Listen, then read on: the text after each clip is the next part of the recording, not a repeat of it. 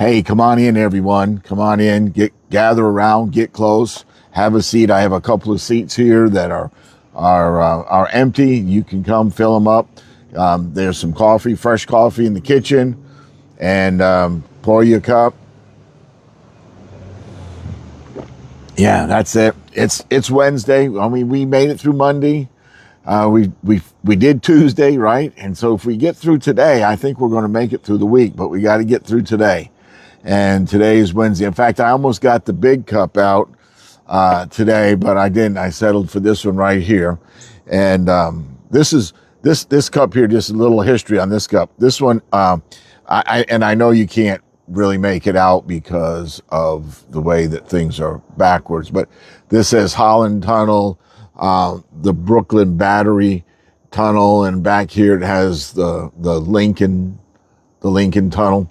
And so it's a New York cup. And, my views of New York are censored most of the time, especially when it comes to sports like the Yankees. Just really don't have anything good to say about them. But anyway, this cup was in my mother-in-law's house.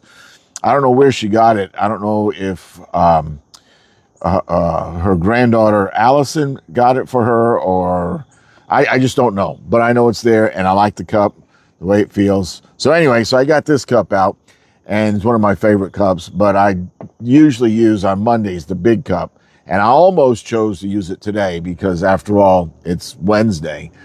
But anyway, I didn't. So I digress. But get you a cup of coffee, have a seat, gather around. I'm going to take a sip right here. You've joined Coffee with Wes. My name is Wes. I serve as the pastor of the First Baptist Church of Cutler in Cutler, Illinois, also known as the hub of the Midwest.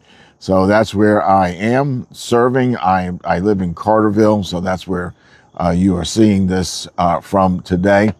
But I want to, before we get started, and again, if you have a few minutes, just follow along. So I want to remind you of some resources that are available to you free of charge, of course, if you're leading a Bible study this weekend and you follow the Bible Studies for Life series weekly lessons. Just go to my webpage, www.weshenson.com, or go to my YouTube channel, which is found at www.youtube.com/@weshenson. And you'll find a podcast summary of this week's lesson. There are some handouts there. There's a discussion guide. There's just several different resources that will help you in your study, the small group study this weekend. And maybe you don't have a small group Bible study, but it'll be good for your personal Bible study as well. So anyway, so that's just, and if you're at the YouTube channel, subscribe to my YouTube channel, if you would, hit the thumbs up button, hit the like button, all the details, and I would certainly appreciate that. Okay, let's get started. Today's big idea on this Wednesday is that Jesus has the authority over both sickness and sin. And I want to read to you from Luke chapter 5, verse 24, just the first part of that verse, where Jesus is speaking and he says, "But I want you to know that the Son of Man," and he's referring to himself, "but I want you to know that the Son of Man has authority on earth to forgive sins." Who has the authority to forgive sins? The Son of Man. Who's the Son of Man? It's Jesus. And Jesus wants you to know that. So the religious leaders here are shocked when Jesus declares that this man's sins are forgiven. Remember, his friends brought him to Jesus at the house. The house was full, couldn't get in, just jam-packed, tighter than a can of sardines. And so they decide, hey, let's go up on the roof. And so they tear open the roof and they lower the boy, their friend, down into the front of Jesus. And Jesus sees their faith. And these people had faith. These men had faith. The sick man, the paralyzed man had faith. His friends had faith. I mean, they took great risks there, right? They risked their reputation. They risked their finances. They risked their freedom, right? I mean, suppose Jesus didn't heal him. That's the risk of their reputation. Who's going to pay to have the roof repaired? They risked their finances.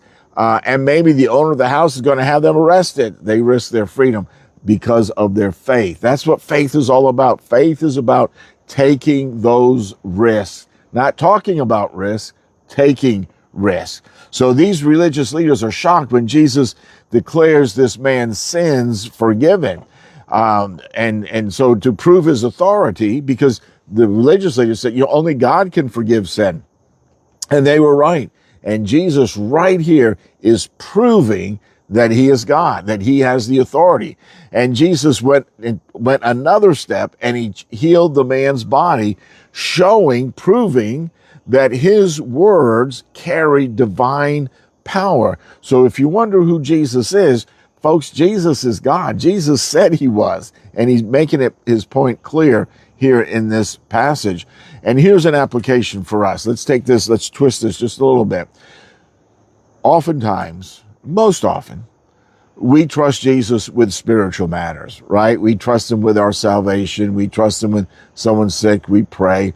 We trust him with spiritual matters, but we worry about our daily life, the things that go on from day to day. This account reminds us that Jesus' authority is complete, that Jesus rules over both our souls and our circumstances. He rules over everything. So we're challenged here to surrender an area of our life that we've been holding back, right? We've been worrying about it. We've been keeping it to ourselves. Trust Jesus' authority to forgive, to heal, and to lead. Okay, before we go today, I want you to think about this. Jesus' authority is total, complete. Jesus rules over sin and sickness and every other part of our life. Folks, I hope you have a great Wednesday. We're going to make it good. We're going to get it done. And we'll be back here Thursday, Lord willing. And you have a great day. And until then, I'll see you soon. Bye for now.